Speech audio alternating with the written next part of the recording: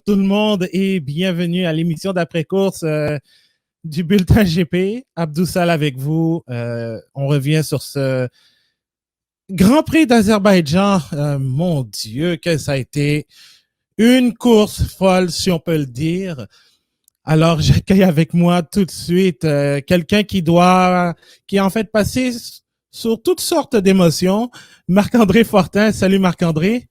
C'est peu de le dire. Salut Abdou. Je sais pas, est-ce que je t'ai dit quand même comment ça va? Non, écoute, ça va très bien. Ça aurait pu être pénible, ce petit retour sur le Grand Prix, sans l'abandon, du moins sans l'erreur d'Hamilton, mais finalement, tout est beau. Je vais avoir la plus belle journée de ma vie, je pense. Et c'est pas fini, il y a le Canadien qui joue un peu plus Oui, tard dans la journée effectivement. aussi, avec la chance de faire 3-0 dans la série contre les Jets de Winnipeg. Je vais suivre mon favori, Corey Perry. Ouais, un ancien des Ducks d'Anaheim. Oui, effectivement. Eh bien, avant de passer à... Ben, évidemment, il y a cette folie du hockey, mais il y a aussi cette folie en Formule 1. Je vais vous donner tout de suite le top 10 de ce Grand Prix d'Azerbaïdjan. C'est Sergio Perez qui a gagné cette course sur Red Bull devant Sébastien Vettel sur Aston Martin et Pierre Gasly sur Alpha Tauri. Charles Leclerc, qui était parti en pole position, termine 4e. Lando Norris, qui a une pénalité de 3 places sur la grille, qui est parti 9e en raison d'une infraction liée au drapeau rouge lors des qualifications d'hier, 5e. Fernando Alonso, pas mal pour un vieux, 6e sur la Alpine. Yuki Tsunoda, le plus jeune pilote du plateau actuellement, 7e. Carlos Sainz, 8e. Daniel Ricciardo, 9e sur la McLaren. Et Kimi Raikkonen complète le top 10 pour Alfa Romeo dans cette course. Et évidemment, je n'ai pas précisé, il manque Valtteri Bottas, Lewis Hamilton et Max Verstappen. Eh bien, Bottas a fini 12e. Hamilton a fini 15e derrière Nikita Mazepin. Let that sink in. Et Max Verstappen a eu un abandon, entre autres, causé par un bris du pneu arrière gauche. Et on va en reparler parce que je ne suis pas très content en ce moment-là.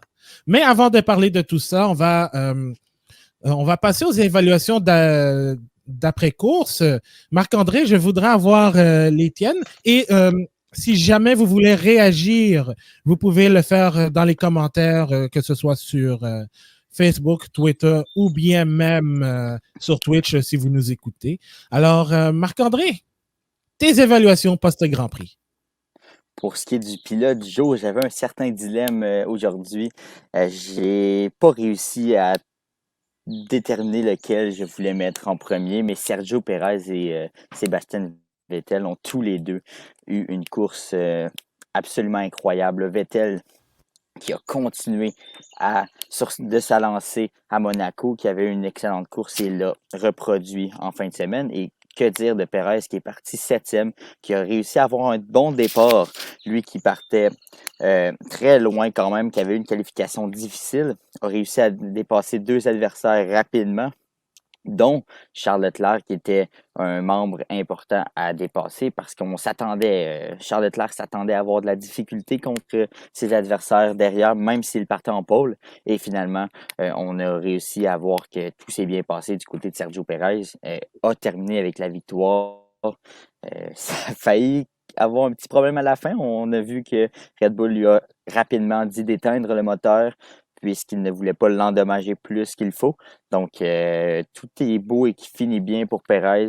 Petit incident avec Max Verstappen qui lui a permis de prendre la première position. Et honnêtement, son départ relancé semblait pas assez performant. Finalement, Hamilton a fait une petite erreur qu'on va reparler tantôt. Et Perez termine avec la victoire. Sa première avec Honda, sa première avec Red Bull. C'est le fun de le voir comme ça, sourire. Tout le monde apprécie Sergio Perez, même si c'est un combattant sur la piste et qu'il n'est pas toujours très gentil sur la piste. C'est un jeune homme qui est très aimé sur le paddock et de le voir gagner avec cette nouvelle écurie. Ça a été un début de saison difficile pour Perez. Il est revenu en force à Monaco. Et on en avait parlé. Habituellement, les pilotes se donnent à peu près un 5 Grands Prix avant d'évaluer si leur adaptation est bel et bien mise de l'avant. Et pour Perez, on a vu que c'est réussi. Et cette course vient le confirmer. Et oui, oui, effectivement. Et dans tout ça, en fait, Perez, je pense, c'est déjà son 3e podium à Bakou. Il avait marqué lors du Grand Prix d'Europe de 2016, la première course qui a eu lieu sur ce circuit. En 2018, il a terminé 3e. Et là, il vient gagner cette course. Alors, je suis vraiment impressionné. Et Et oui, si vas-y. je peux ajouter un petit quelque chose, ça fait plusieurs années avec, par exemple, Pierre Gasly, qui était le coéquipier de Max, Alexander Albon, qui a aussi passé comme coéquipier. Et c'est la première fois que Red Bull, on dirait qu'ils peuvent mettre de l'avant une stratégie avantageuse pour Max. Là où je veux en venir, c'est qu'à un moment important de la course, Max et Perez ont réussi à dépasser Hamilton lors d'un arrêt au puits. Et qu'est-ce que Perez a fait? Il a fait le bon deuxième pilote. Il s'est Ouais. occupé de ralentir suffisamment Hamilton pour permettre à Max d'avoir une certaine avance confortable, mais en même temps, Perez n'a pas mis sa course en péril non plus pour Max. Et on voit que si cette synergie peut se réinstaller prochainement dans les prochaines semaines, prochains mois, ça prouve à quel point Red Bull sont sur une bonne lancée en ce moment et que ce qu'on ne s'attendait peut-être pas en début de saison d'un championnat est présentement possible. La course est jeune, comme Hamilton l'a dit. Ouais. Le championnat n'est pas un sprint, mais un marathon finalement. Pour lui, ça a mal terminé, mais That tout ça aged pour dire que badly. tout ça That- pour dire que Perez a joué le bon coéquipier et a finalement réussi à avoir le sucre de son côté. Et ça, c'est parfait pour lui. Ah oui, définitivement. Je crois que Perez a fait le bon travail. Il a profité de l'arrêt au puits assez lent d'Hamilton pour justement tenter de revenir sur le pour le garder derrière, en fait. As-tu une contre-performance? Peut-être. Bottas. Ouais. Allons-y avec Valtteri Bottas. Honnêtement, quelle tristesse dans son cas. C'est une chute énorme. En début de saison, on s'attendait à ce que cette saison soit peut-être plus difficile. Personnellement, je m'y attendais. Mais là, c'est rendu Mhm. catastrophique. Et honnêtement, il est rendu avec des performances. Tu sais, à Monaco, bon, c'est incontrôlable ce qui s'est passé. Déjà que Mercedes avait une fin de semaine difficile. Malheureusement, cet incident avec l'écrou ne pouvait pas être contrôlé. Donc, de ce côté, c'est vraiment triste. C'est de nombreux points qu'il a perdu. Mais malgré tout, il se ramasse avec 47 points après ce Grand Prix lamentable où rien ne fonctionnait. On le voyait souvent faire des erreurs. Je me suis connecté avec F1 TV sur sa caméra embarquée et c'était Mhm. difficile. C'était extrêmement difficile. Euh, Perte de contrôle. Je sais pas si qu'est-ce qui se passe dans son cas. Est-ce un manque de confiance présentement ou tout simplement une adaptation difficile à cette voiture qui est plus capricieuse chez Mercedes. C'est la première année qu'on voit que déjà Hamilton a de la difficulté à la conduire. Donc imagine le deuxième pilote. Donc c'est peut-être un peu ça qui vient prendre en compte.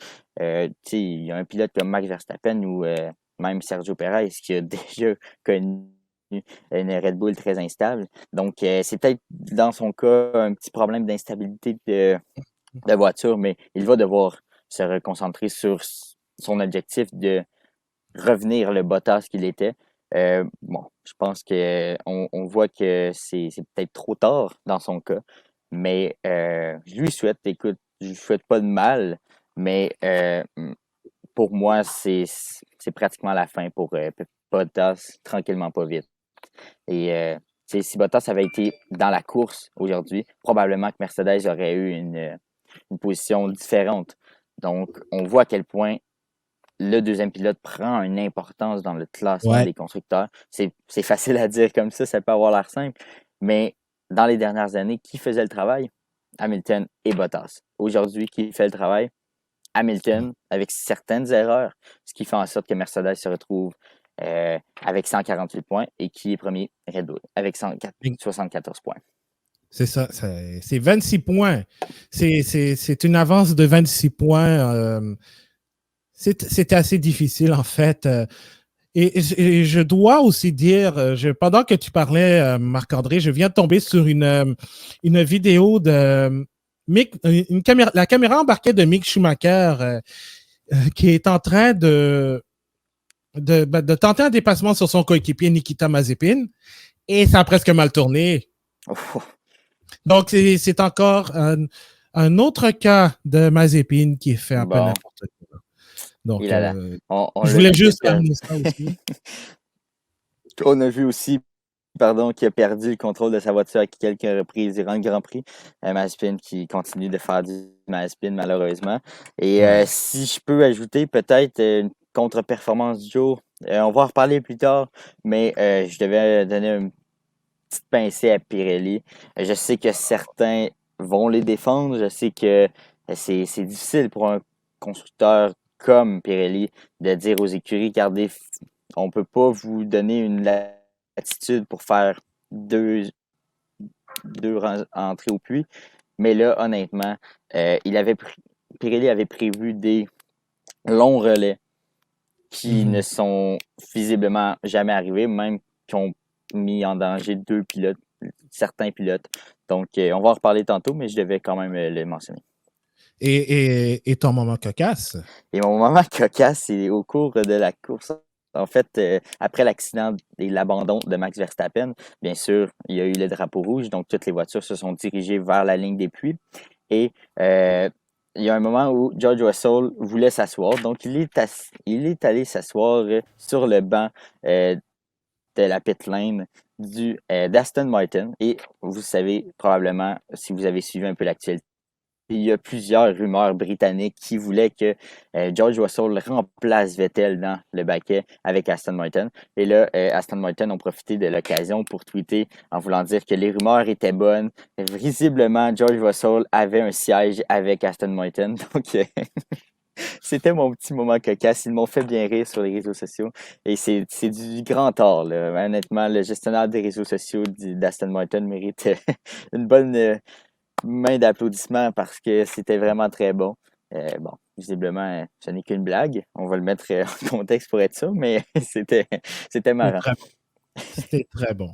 Moi, sinon, de mon côté, la performance du jour, je vais la donner à Perez, justement, comme tu l'as dit, dans le contexte où il a, avant l'accident de Verstappen, a aidé Red Bull et Verstappen à rester devant, ce qui aurait pu être le premier doublé depuis Malaisie 2016, aussi à gagner un Grand Prix avec un doublé.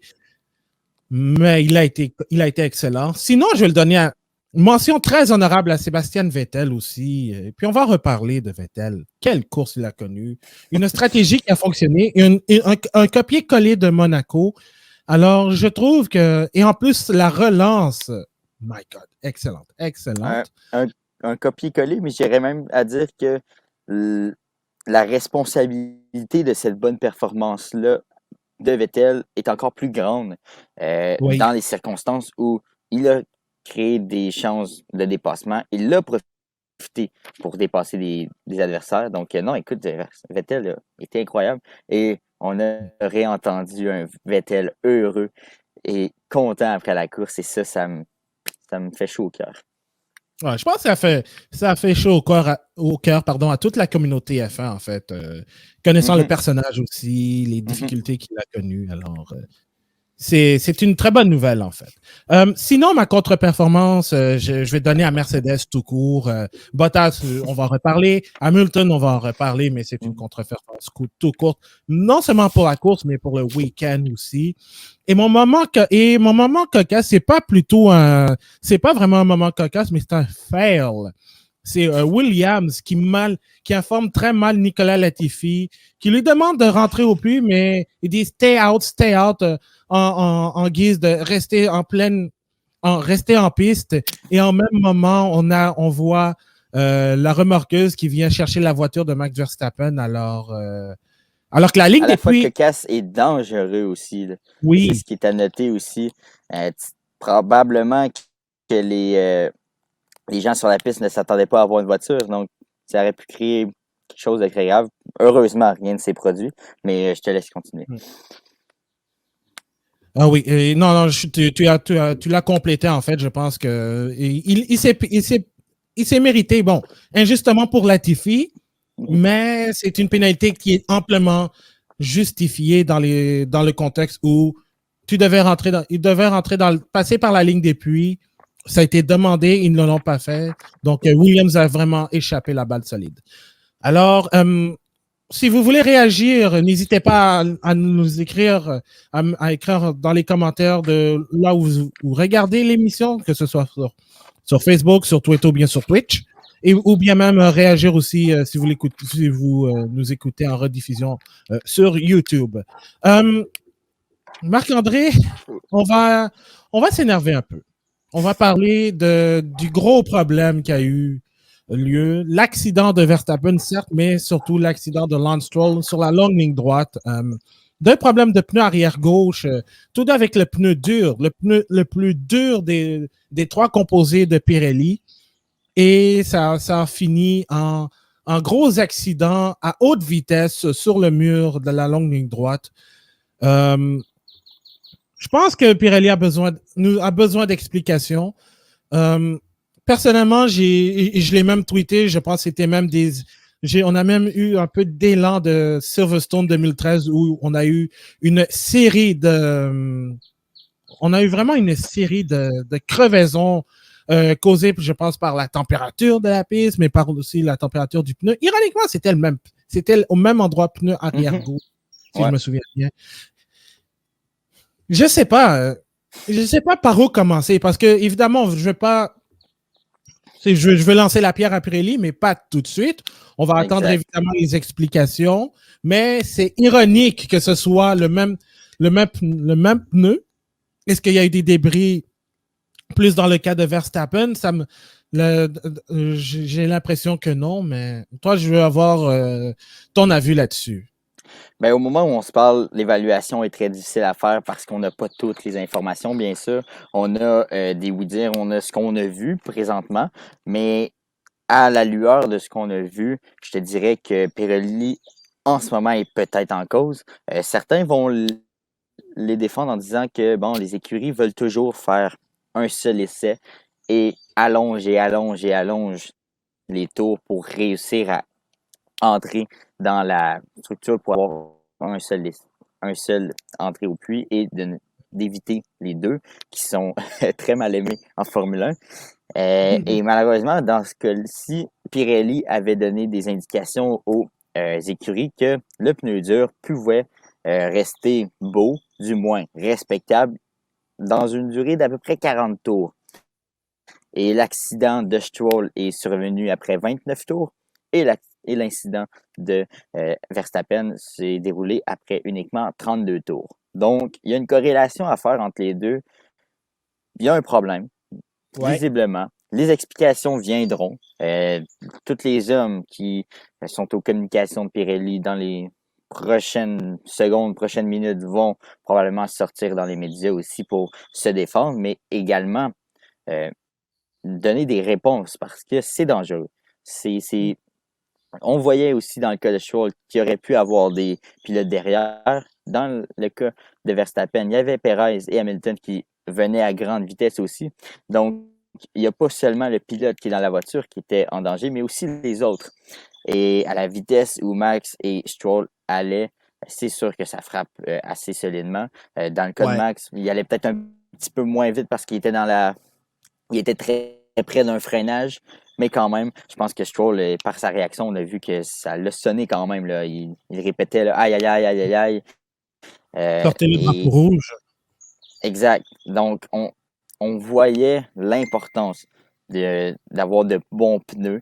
Et présentement, Pirelli ont peut-être raté l'occasion de bien paraître. Mais quand même, je ne veux pas trop leur lancer la roche quand même, ou les roches même, parce qu'il va en avoir plusieurs.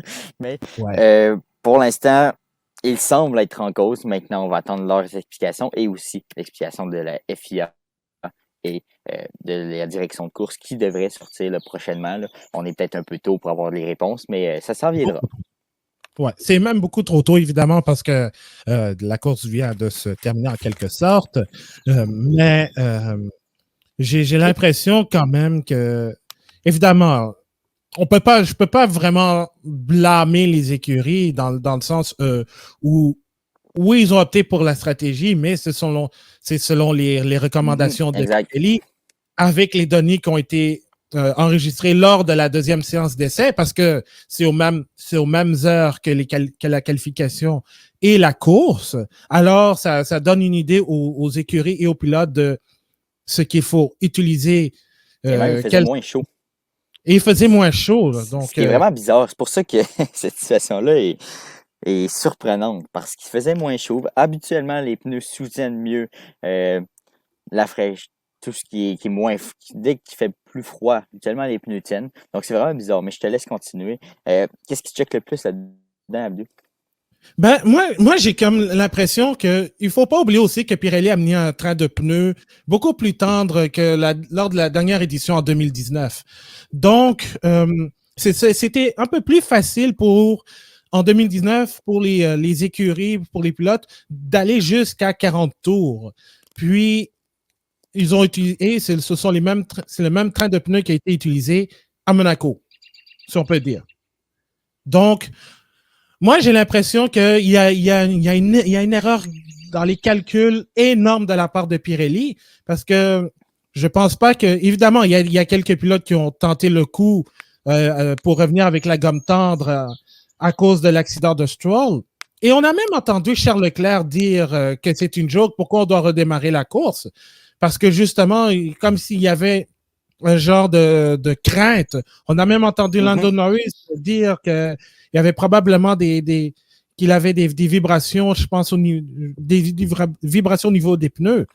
Donc, j'ai un peu de, j'ai un peu de mal à dire que les écuries sont à blâmer. Et justement, avant qu'on passe en direct, il y a Daniel Kvyat dans l'émission d'après-course de la Formule 1 qui a dit, oui, c'est sûr, évidemment, c'est trop tôt, mais qui sait, peut-être que c'est semblable à son accident qu'il a eu au Grand Prix de Grande-Bretagne l'année dernière, où c'était quelque chose dans la roue qui a fait en sorte, est proche de la suspension, qui a fait en sorte que ça a cassé, et il a eu son accident à haute vitesse aussi. Donc, il peut y avoir des situations atténuantes qui peuvent jouer en contre-faveur de Pirelli. Alors, est-ce que c'est quelque chose qui pourrait expliquer les anévismes dans le cas de Stroll et de Verstappen? Je sais pas. Est-ce qu'il y a eu des petits débris? Je sais que du côté de Stroll, je ne pense pas qu'il y ait eu de débris. Moi, j'ai pensé d'abord que c'était un problème avec l'aspiration, étant donné qu'il était devant une Haas. Pour Verstappen, je ne sais pas si c'était des mini débris à cause de. De l'incident de Stroll, peut-être. Écoute, les explications viendront. Moi, ce que je trouve dommage dans cette situation-là, c'est que les écuries sont un peu aussi à la merci. En fait, sont énormément à la merci des résultats et des données Ouais. de Pirelli. Parce que oui, ils ont comme leur expert en pneumatique, là, ceux qui gèrent premièrement la dégénération des pneus et tout ça durant la course, mais tout ce qui est plus technique, c'est Pirelli qui ont ça en main, et c'est Pirelli qui peut faire les tests pour s'assurer que leurs pneus durent tant de, tant de temps. Donc, les écuries ne peuvent pas faire des survérifications non plus des données de Pirelli, malheureusement. Aussi, ce que Red Bull avait l'air de dire à la FIA par des communications qui ont été diffusées à la diffusion internationale, c'est que Ouais. pour eux, il n'y avait pas de problème. La télégraphie montrait aucun souci, donc c'est pour ça qu'ils ont arrêté la course aussi. On voulait s'assurer Mhm. que la piste et le tout soit sécuritaire, parce que on ne savait pas vraiment ce qui s'était passé dans le cas de Verstappen et que ça pouvait arriver premièrement à un ou plusieurs autres pilotes. Donc Ouais. dans ce cas-là, je pense que ça a été une bonne décision de premièrement arrêter la course pour retravailler la piste, pour revoir, pour être sûr que aucun débris soit en cause, et aussi pour s'assurer que les pneus soient changés et qu'on puisse repartir cette course qui était assez intéressante avant le drapeau rouge. Et j'apprécie la décision de la FIA d'avoir arrêté la course pour recommencer avec un départ arrêté, qui nous a donné du spectacle. C'est ça qu'on veut, du spectacle. Et finir sur un drapeau jaune, c'est un peu plate. Visiblement, ils ont pris la bonne décision. Ouais, et tu sais à quoi ça me fait penser, ces 2 derniers tours? Au green, white, checkered flag qu'on retrouve en NASCAR, mais avec un départ arrêté. Ouais. Donc, c'était pas mal ça. Est-ce que c'est peut-être un avant-goût de ce qu'on verra en Grande-Bretagne dans la course sprint? On ne sait Je jamais. l'espère. Imaginez un peu à quel point ce serait incroyable. Bon, plusieurs ont des doutes. Moi, je laisse la chance au coureur et j'ai tellement hâte parce que si c'est ça, waouh, nos samedis vont être le fun.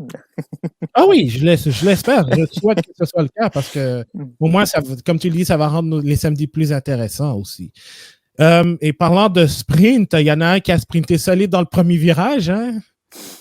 Et Lewis Hamilton. Est-ce qu'il allait chercher des donuts ou des bangs? Je sais pas.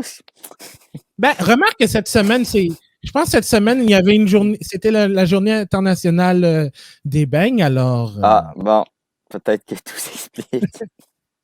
Peut-être que ça explique ça, mais écoute, quand on parle de donuts, lui, il a eu un gros 0, hein. Oh là là. Parce que à la relance, Hamilton était 2e, derrière, aux côtés de Perez. Et évidemment, on a vu de la fumée. Pendant que tu parlais, Marc-André,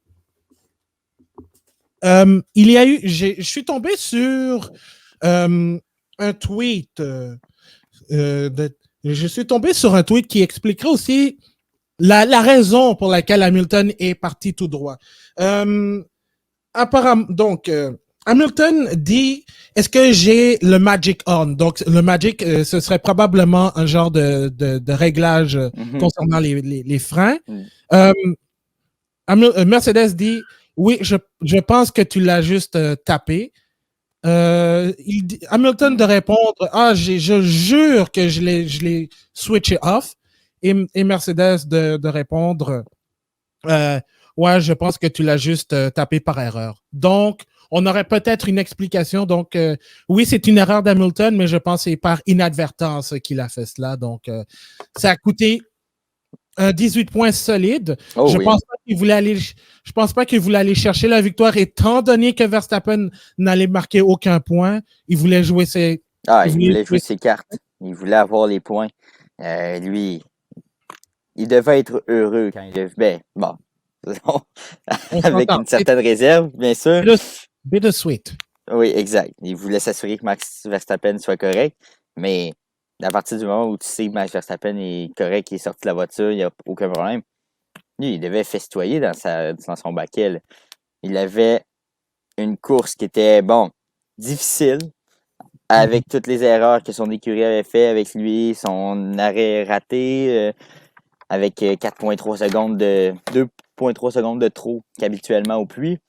Ça avait fait en sorte que Perez et Max avaient réussi à le dépasser. Donc, lui, il se retrouvait avec le champ libre, une belle course en vue, une belle victoire, dans son cas, aurait été plaisante, mais seulement des points. C'est parfait pour lui. Donc, c'est dommage parce qu'il l'a échappé, comme tu le dis, assez solide. Que ce soit par erreur ou pas, ça coûte cher. Ça coûte cher parce que l'erreur de. Tu sais, on dit souvent que pour devenir champion, tu as le droit à une, maximum 2 erreurs. Puis là, en plus, qu'il va y avoir sûrement moins de grands prix que d'habitude avec Singapour qui a été annulé. C'est possible que la saison soit plus courte. Donc, chaque erreur devient primordiale et très, très importante dans le cas d'un championnat. Et là, ça fait quelques erreurs de Hamilton. Il a réussi à récupérer l'erreur, on se souviendra, en Italie. Il avait passé tout droit.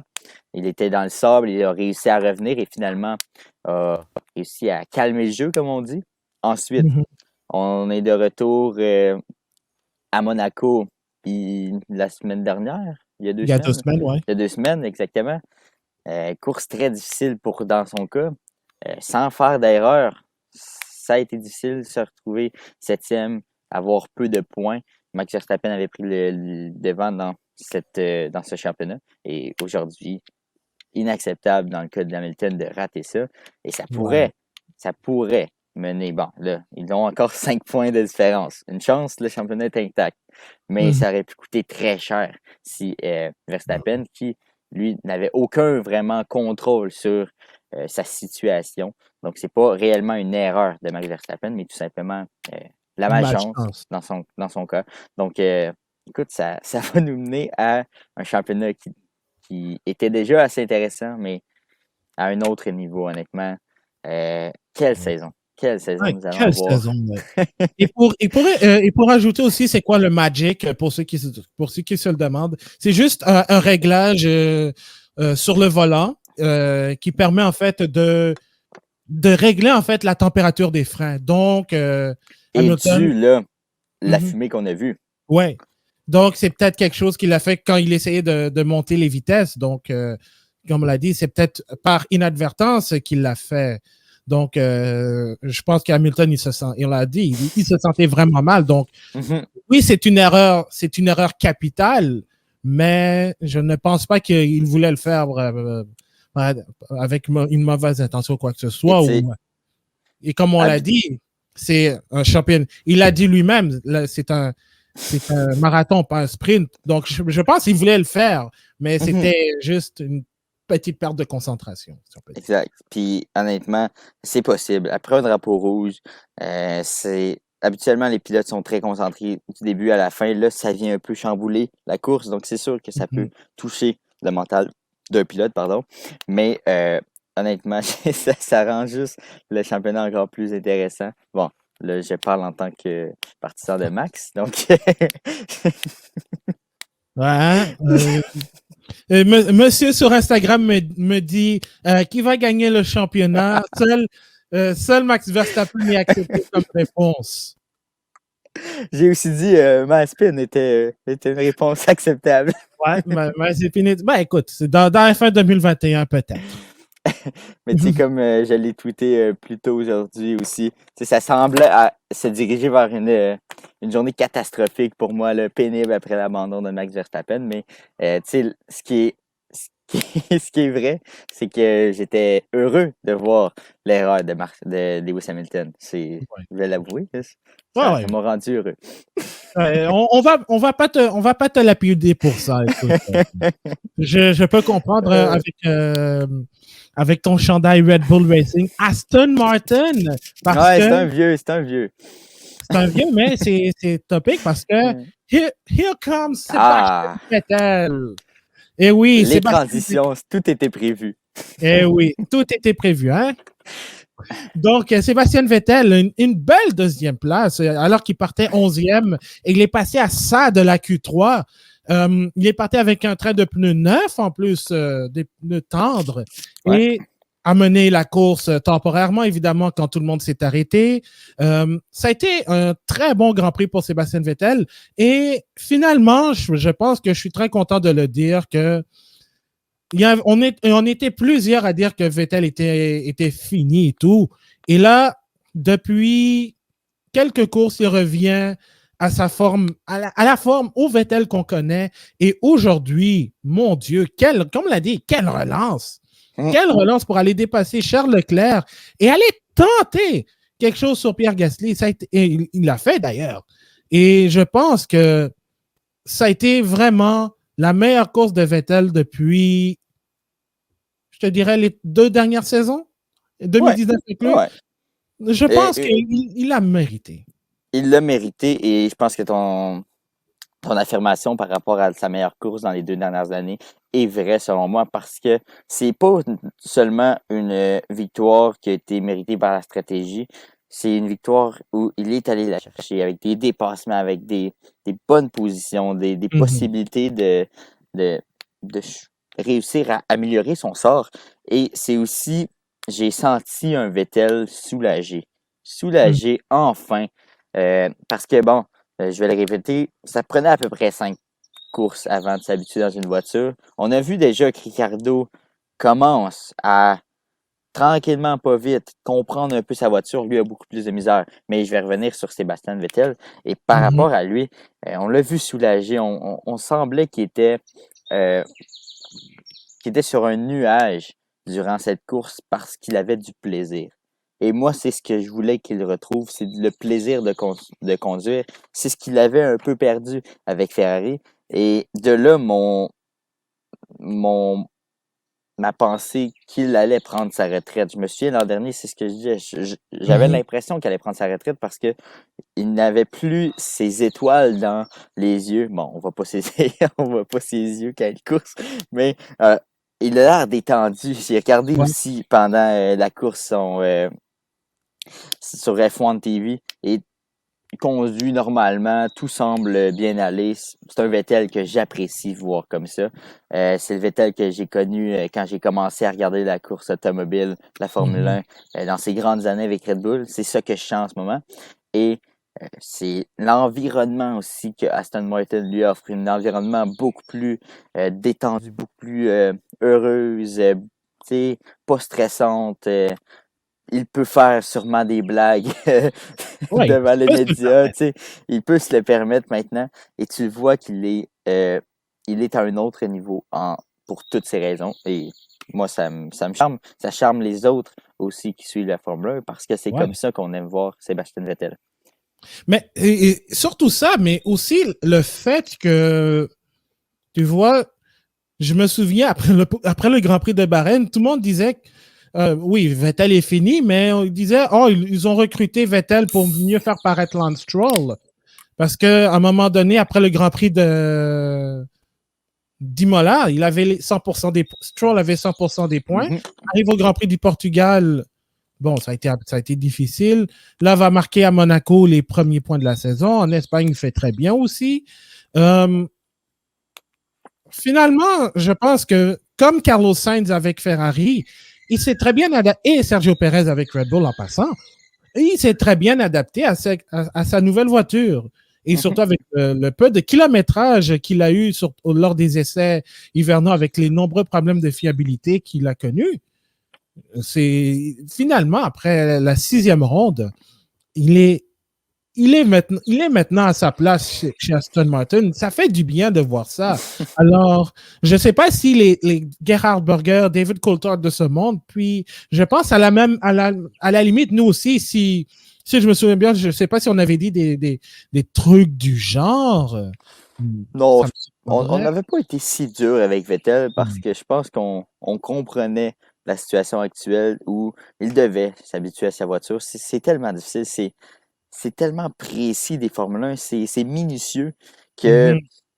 dès que tu changes, c'est une océan que tu dois traverser. Et présentement, ben, il l'a traversé, il est sur le continent en Europe et il va le rester, je pense. Ouais, c'est ça. Je pense il va être très content. Il va être très content, je pense, Sébastien. Et je pense que la communauté aussi F1 l'est aussi, parce qu'il a été nommé pilote du jour par la communauté. Et avec raison aussi. 41% quand même. Hey, 41%, là, c'est. C'est l'un des bons pourcentages qu'on a eu depuis le début de ces pilotes du jour, je crois. Ouais. Euh, peut-être que les fans de Max ont été gentils. Ouais, je pense ils ont été gentils, ils ont compris la situation. On va parler maintenant d'Alpha Tauri. Enfin, une bonne course. Et je l'ai dit à plusieurs reprises. Alpha Tauri est un peu le chevalier noir, le Dark Horse de cette Mhm. saison de Formule 1. Et finalement, ils l'ont fait avec Gasly qui monte sur le podium, une belle 3e place. Et ce n'est pas par pure circonstance. Il l'a mérité. Il a été très bon tout le week-end. Yuki Tsunoda aussi, malgré le fait qu'il a dit à son ingénieur de se la fermer. Encore un autre un coup d'énervement, mais Mais 7e, le meilleur résultat de pilote japonais depuis Kamui Kobayashi au Grand Prix d'Abu Dhabi de 2012. Ça se fait quand même bien. Tu voulais ajouter quelque chose, Marc-André? ben, je voyais des commentaires sur les réseaux sociaux mentionnant justement cet incident où il avait dit de se fermer à son ingénieur. Moi, j'aime ça voir ça. J'aime ça qu'un pilote veuille rester concentré. Bon, il y a peut-être une manière, vous allez me dire, mais écoute, c'est pas le premier pilote non plus à vouloir se concentrer et à pas vouloir être dérangé. Bon, il y a peut-être un petit peu plus de caractère, bien sûr, mais j'aime ça voir ça. Je te laisse finir. Ben, écoute, Tu dis de la fermier. Est-ce que Tsunoda peut dire à distance au chien qui gère pendant. On va l'appeler peut-être qu'il a il a une manière de le dire. Ouais, exact. Malheureusement, c'est même pas le mien, fait que je peux rien faire. Mais Ah, euh, donc, ouais. euh, mais tu Mais. sais, pour finir par rapport à, tu sais, t'avais été le premier là, à le dire lorsqu'on a fait notre émission d'avant-saison. Tu les voyais comme étant la surprise de l'année. Et j'étais en accord avec toi parce que ça s'en allait vers ça. Tu sais, ils ont un bon moteur. Ils ont un moteur Honda. Aujourd'hui, wow, wow. Honnêtement, la longue ligne droite, elle est Mhm. difficile pour les moteurs. Et aujourd'hui, encore une fois, Honda a fait le travail. C'est rien à enlever à AlphaTauri, mais Honda a un grand pouvoir sur ça. Mais écoute, c'est encore une écurie sympathique qui travaille fort, qui réussit à mettre des points en banque, des gros points en banque avec un jeune pilote recru en plus. Les gens n'ont pas été tendres envers Yuki Tsunoda dans les dernières semaines. Il a même dû faire un gros camp avec AlphaTauri pour se Ouais. reconcentrer. Donc, je pense que ça l'a payé. Je pense que Mhm. tout ça vient mettre un peu un baume sur la fin de semaine d'un peu tout le monde parce que c'est le fun de voir cette écurie-là réussir. Ça ramène encore plus le fait qu'il y a beaucoup de parité dans la Formule 1 cette année euh, et que les dernières années, le travail pour que la parité devienne ce qu'on connaît aujourd'hui est réussite Mhm. parce que ça reste que le milieu de peloton depuis 2, 3 ans même a Ouais. toujours été quand même assez serré. Maintenant, on a bien sûr les 2 premières positions qui sont très, très, très près. Mais Ouais. quand on regarde ça, chapeau à AlphaTauri, honnêtement, c'est une Mhm. grosse course. Gasly, encore une fois, quel pilote! Hey, Quel pilote! il s'est bien battu contre Charles Leclerc en passant. Vraiment, Oui, ça a été probablement une de mes batailles préférées dans cette course. Le fait qu'il ait été capable de garder son sang-froid contre la Ferrari qui est partie en pôle et de garder cette troisième place, sachant à quel point ça peut être important. Évidemment, Ferrari aussi se retrouve, si je ne me trompe pas, trop, maintenant troisième au championnat des ouais, constructeurs. avec 94 points. Et tu vois, AlphaTauri est maintenant cinquième. Bon, certes, encore loin de McLaren. 6e.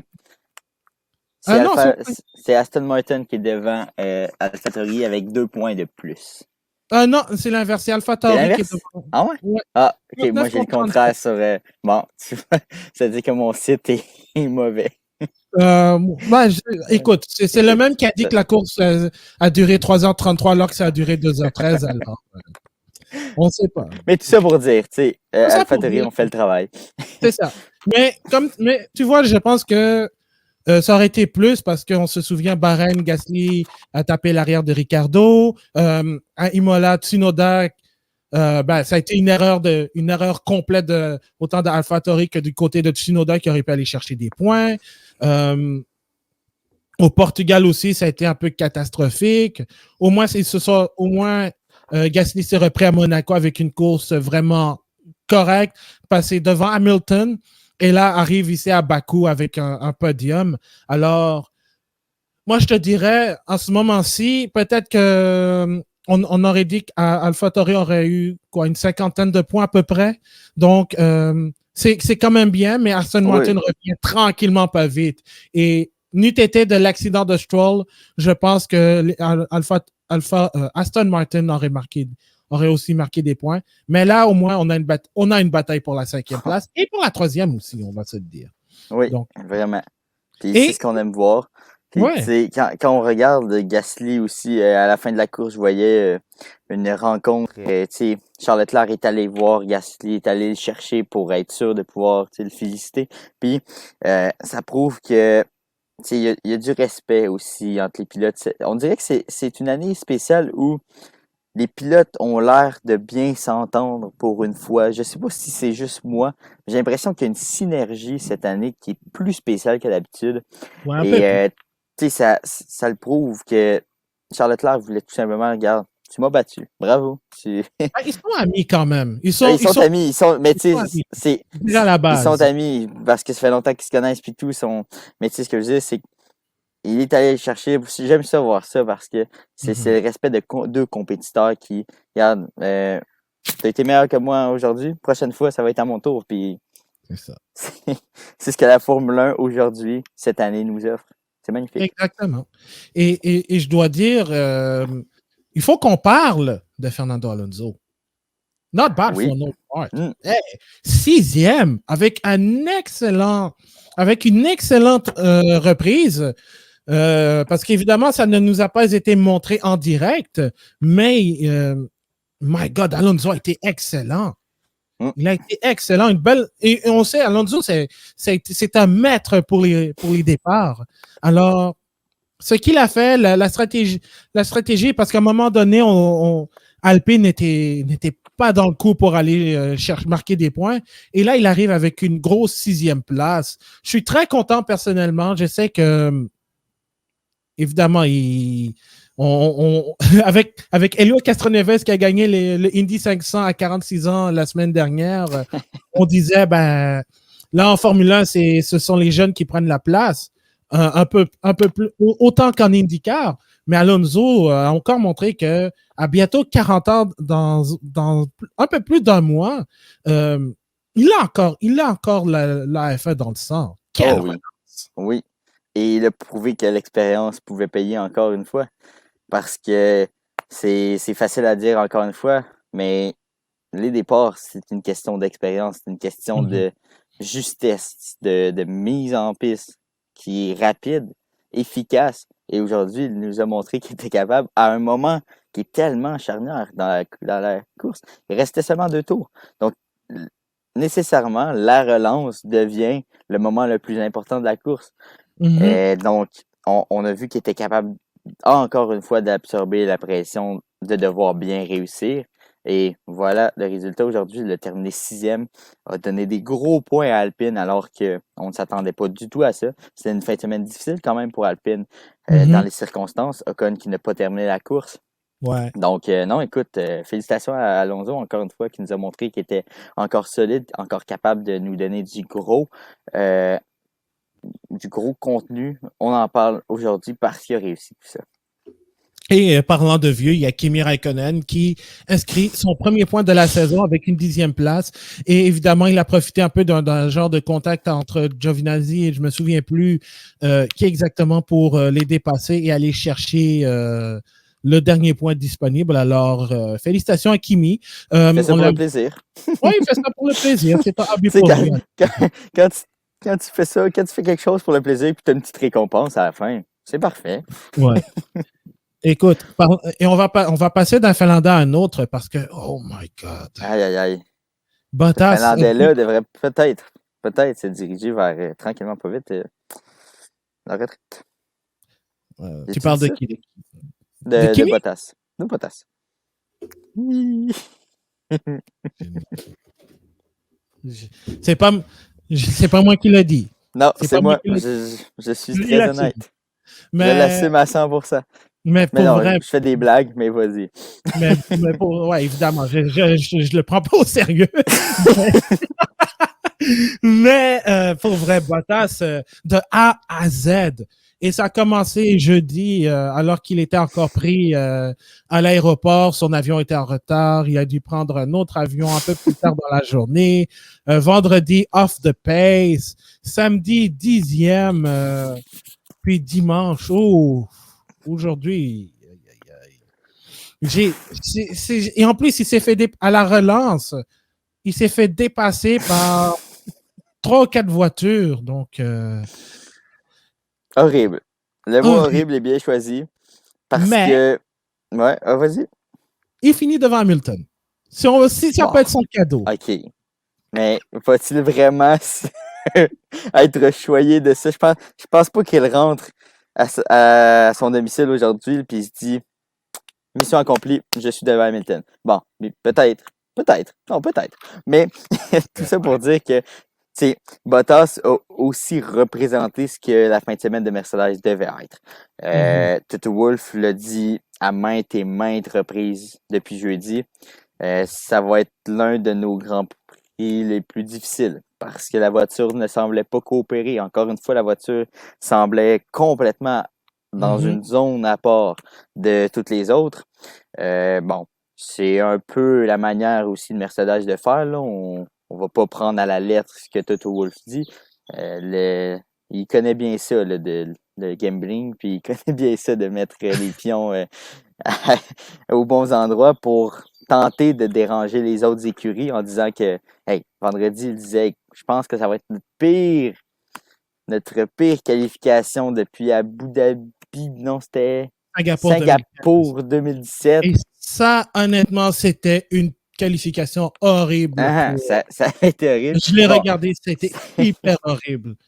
Et présentement, Hamilton qui abandonne sur un problème, puis bon, ça c'est autre chose.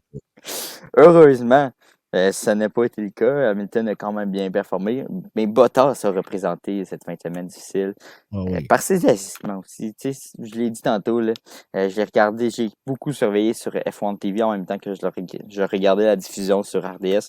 Puis, à maintes et maintes reprises, des tout droits des roues bloquées. Honnêtement, ça a été difficile.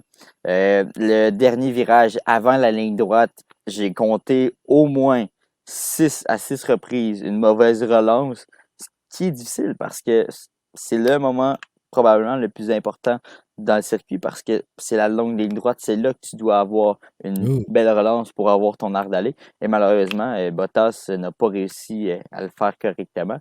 Et c'est pour ça qu'il se ramasse à cette position-là. Et ça a été horrible. Et écoute, on va suivre les prochaines semaines, prochains mois.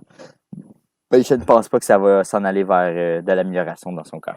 Ouais, et surtout que beaucoup de gens, tu parlais de Russell chez Aston Martin, mais il y en a qui voient déjà Russell chez Mercedes dès la saison prochaine. D'autres le voient même pour un changement en mi-saison, ce qui me surprendrait énormément, en fait. Chez Mercedes, c'est pas leur position habituellement. C'est pas leur tasse de thé. Exact. Ça. Mais, oui, puis en parlant de Mercedes, et tu m'amènes là-dessus, là, on a une belle bataille entre Toto Wolff et Christian Horner. Et tu sais, aujourd'hui, c'est le combat entre Logan Paul et Floyd Mayweather Jr. Alors, je pense que je préférerais voir Toto Wolff et Christian Horner dans un ring. Ça pourrait être le fun quand même, je pense. Ouais. Hein? Ben écoute, en sous-carte de ce combat, il y a même la fin de semaine prochaine entre les YouTubers et les TikTokers aussi. Ça pourrait être un bon combat à la sous-carte, même ça pourrait être même beaucoup mieux que ces combats réunis. Mais ce qui est divertissant aussi dans ce petit combat de coq, c'est que c'est la première fois que Red Bull a un peu le pouvoir de mettre beaucoup de pression sur Mercedes et tu vois que ça fonctionne. Tu vois à quel point Mercedes sont crispés. Ils ne veulent pas faire d'erreur. Et là, ils doivent s'attaquer à Red Bull parce qu'ils savent que sans ça, peut-être qu'ils ne réussiront pas à gagner ce championnat-là. Ouais. Et en plus, je pense que c'est la première fois que le combattant, si je pourrais l'appeler ainsi, contre Mercedes, lui, il n'a rien à perdre. Red Bull n'a rien à perdre. Alors que Ferrari, tu sais, quand il faisait un petit combat de coq, c'était peut-être un petit peu plus structuré, tu sais, à la manière Ferrari. Faut pas en dire trop, faut pas dire trop de niaiseries. Alors que Christian Horner, bon, il a peut-être la petite pression de rien dire de trop gros en rapport avec le gros commanditaire qui est Red Bull. Mais Red Bull sont capables d'en prendre. Ils l'ont prouvé à maintes reprises que des grosses déclarations, c'est pas ça qui leur faisait peur. Donc, je pense que ça va absolument continuer vers ce pas. Et moi, j'aime ça, voir deux directeurs comme ça d'écurie se battre comme ça. Parce que c'est ça aussi la Formule 1, c'est d'aller chercher la petite erreur chez l'autre qu'on ne voit peut-être pas vite comme ça, mais qui existe. Et présentement, les deux s'échangent un combat par rapport aux ailerons du côté de Mercedes. Ouais. On reproche à Red Bull d'avoir un aileron arrière qui est trop flexible. Donc, dans une ligne droite ou tout simplement en tout temps, l'aileron se flexe et s'abaisse. Donc, procure une meilleure performance à la voiture. Du côté de Red Bull, par chance, ils l'ont remarqué que l'aileron avant de Mercedes faisait la même chose et a été pratiquement même pire. Donc, on verra comment la FIA et la direction de course va surveiller tout ça.